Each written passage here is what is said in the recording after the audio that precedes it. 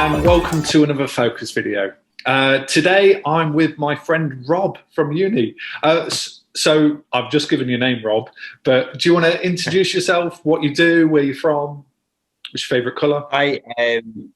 I'm Rob. I'm the youth pastor currently at Altrincham Baptist Church, and Altrincham is like South Manchester. I didn't even know where it was before I got the job, so way of introduction. I'm in the west now, but I grew up in the east in Yorkshire, so very northern. So that's me in a nutshell. I think youth pastor and very northern. So there you go. Cool. That's cool. If anybody has any issues understanding him, I'll put some subtitles just to help us Southerners. But yeah. Sounds good. Okay, so today we've decided to look at the theme of worship. So I suppose a good point to start is what is worship?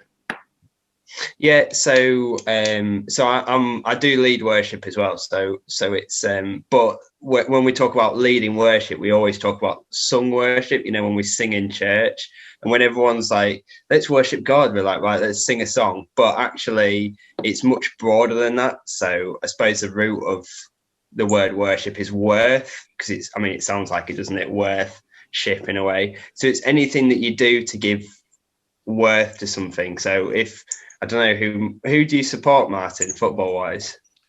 Oh, that's a really bad call because I don't like football. Let's go rugby. So I'm supporting the England rugby team. So you're supporting England rugby. So to give them worth, you'd go to watch them. You'd spend time sort of checking up on their stats and seeing which players they're going to use in the next match and stuff like that. So it's anything that gives worth to something or someone. So with God, it's like spending time with God or giving worth to God for your actions, I suppose. So yeah, that's it in a nutshell. But it's a good way to think about it. So yeah. So children are starting to go back to school, but church still isn't quite working. We're still doing it virtually or kind of socially distanced. How can worship happen at home? Yeah, it's a really good question, that, because it feels awkward to sing a song by yourself in your sitting room. Well, I suppose, like for me, it doesn't so much, but it can do, can't it? And so we've already spoken about how worship is broader than that. So I think my top tip is finding the way that you connect with God the most, or finding something that you can do that focuses you on God, or like I say, brings worth to God. So it could be as varied as reading a psalm together, or looking at how you can, I guess, engage with social action together. So like looking at how you could support the church, the persecuted church, through Open Doors, or supporting Tier Fund, or buying ethical coffee, and making a big deal about it with your child or young person. It's really important, because you set the tone when you're like, right, we're going to spend time giving worth to God, because he loved us first. So it's anything, and it could be, I don't paint, my drawings are terrible as well, but like it could be that you draw in response to what God's done for your life, or you go for a walk in his creation and look around and see where God's at work. So it can be really varied, but it's about finding about how you and your family sort of connect with God in a way. So singing to me really connects with me, but I don't know about you, Martin, but some people really cringe at the fact of singing in church, and they're just like, I'd rather just stay quiet, thank you very much. But it might be that you actually enjoy listening to people, so you could just put a worship song on and listen to it. It's just about creating that space with God, I suppose, is it the long and short of it. So yeah. Okay. So Rob, why should we worship together? Why is that so important?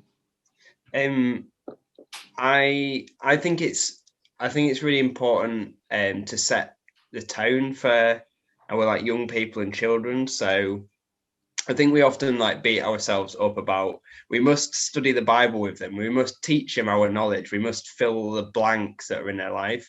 But actually, a really important thing is that setting an example through the way we live our lives. So I know that young people pick up really ridiculous things that I do. So I will I've got certain phrases, like I'll say something like "get back" or I'll fight you, which sounds ridiculous, but it's just like, it's a playful sort of dynamic I've got with the young people. But they'll start being like, "Get back, Rob," like that, and they'll start repeating back what I say, and I realize that actually I have a big impact on the way they live their lives. And for example, last night we listened to God together, and I said, "I've got this picture that I feel has come from God."